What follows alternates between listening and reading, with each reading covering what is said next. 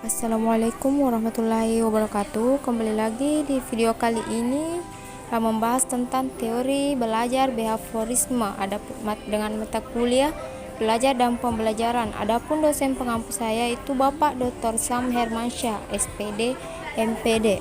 Langsung saja perkenalkan, nama saya Nurjana Ramadhani dengan NIM 091058022215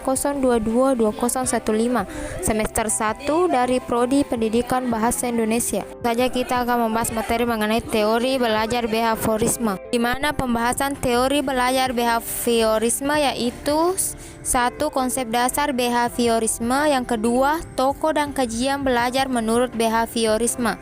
Yang ketiga, aplikasi dan implikasi teori belajar behaviorisme. Dan yang keempat, kelebihan dan kekurangan teori belajar behaviorisme. Bahasan yang pertama yaitu konsep dasar behaviorisme. Behaviorisme merupakan salah satu di antara sekian sumbangsi besar kaitannya dengan belajar. Belajar menurut behavior merupakan suatu proses perubahan tingkah laku. Behavior memandang manusia dari segi lahiriah. Yang kedua, tokoh dan kajian utama belajar behaviorisme. E.L. Thorndike.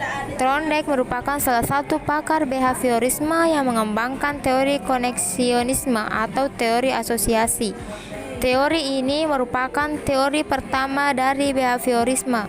Thorndike dalam Nyayu Khadijah ada 3 hukum belajar yang dikemukakan, yaitu pertama hukum kesiapan, yang kedua hukum latihan, dan yang ketiga hukum efek. 1. Hukum efek menyatakan bahwa hubungan stimulus respon cenderung diperkuat bila akibatnya menyenangkan dan cenderung diperlemah jika akibatnya tidak memuaskan. Yang kedua, hukum latihan menyatakan bahwa latihan akan menyempurnakan respon. Semakin sering tingkah laku diulang atau dilatih, maka akan semakin kuat. Walaupun demikian, pengulangan situasi yang tidak menyenangkan tidak akan membantu meningkatkan proses belajar. Dan yang ketiga, hukum kesiapan menyatakan semakin siap seseorang memperoleh suatu perubahan tingkah laku, maka pelaksanaan tingkah laku tersebut akan menimbulkan kepuasan individu sehingga asosiasi cenderung diperkuat. B. Ivan Petrovich Pavlov. Prinsip pengkondisian klasik Pavlov adalah akuisisi, eliminasi, generalisasi, dan diskriminasi. Belajar merupakan suatu upaya untuk mengkondisikan pembentukan kebiasaan. Pavlov mengembangkan hukum belajar menjadi 2, yaitu yang ke-1 hukum pembiasaan yang dituntut dan yang kedua hukum permusnahan yang dituntut. Clark Holt merupakan salah satu tokoh behaviorisme yang terpengaruh oleh teori evolusi Charles Darwin. Holt beranggapan semua fungsi perilaku berguna untuk menjaga individu agar tetap hidup. B.F. Skinner. Prinsip-prinsip utamanya adalah 1. Penguatan kembali, 2. Hukuman, 3. Pembentukan, 4. Penghapusan, 5. Pembedaan, dan ke-6 generalisasi. C. Aplikasi dan implikasi teori belajar behaviorisme. Aplikasi teori belajar behaviorisme dalam pembelajaran yaitu penggunaan bel sekolah. Dalam teori belajar behaviorisme, tujuan pembelajaran dibagi dalam bagian kecil yang ditandai dengan pencapaian suatu keterampilan tertentu. Pembelajaran berorientasi pada hasil yang dapat diukur dan diamati. Implikasi teori belajar behaviorisme dalam pembelajaran. Yang pertama, pembelajaran yang disusun dan berdasarkan pada teori behaviorisme memandang pengetahuan secara objektif pasti tetap tidak berubah. Yang kedua, peserta didik dianggap sebagai objek pasif yang memerlukan motivasi dan penguatan dari pendidik. Yang ketiga, teori behaviorisme dalam pembelajaran sedikit memberikan kebebasan bagi peserta didik untuk berkreasi, bereksperimentasi, dan mengembangkan kemampuan.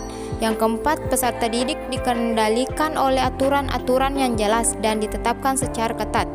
Yang kelima, tujuan pembelajaran berfokus menambahkan pengetahuan, sedangkan belajar sebagai aktivitas untuk mengungkapkan kembali pengetahuan yang sudah dipelajari dalam bentuk laporan, kuis, ataupun tes. Dan yang keenam, evaluasi menekankan pada perilaku yang nampak, respon pasif, keterampilan. Pembahasan yang keempat yaitu kelebihan dan kekurangan teori belajar behaviorisme.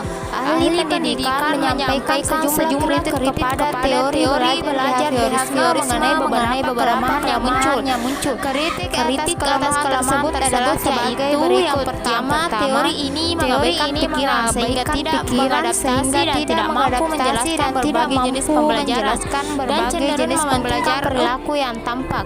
Yang kedua, tidak mampu menjelaskan variasi tingkat emosi siswa dan tidak mampu menjelaskan situasi belajar yang kompleks.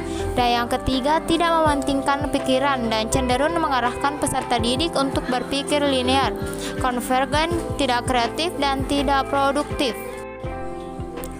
Selain beberapa kritik yang muncul, tentunya ada beberapa kelebihan yang didapat dari teori belajar behaviorisme. Di antaranya yaitu: 1. Cocok untuk memperoleh kemampuan yang membutuhkan praktik dan pembahasan yang mengandung unsur-unsur seperti kecepatan, spontanitas, kelenturan, refleks, dan daya tahan. Contohnya, percakapan bahasa asing, mengetik, menari, berenang, dan olahraga. Yang kedua, cocok diterapkan untuk melatih anak-anak yang masih membutuhkan dominasi peran orang dewasa. Suka mengulangi dan harus dibiasakan, suka meniru dan senang dengan bentuk-bentuk penghargaan langsung seperti diberi hadiah atau pujian.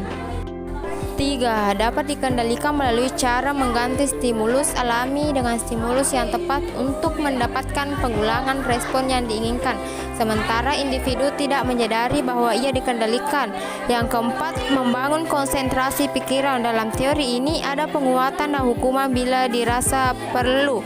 Yang kelima, materi yang diberikan sangat detail. Sekianlah pembahasan materi mengenai teori belajar behaviorisme. Semoga dapat bermanfaat bagi kita semua. Wassalamualaikum warahmatullahi wabarakatuh.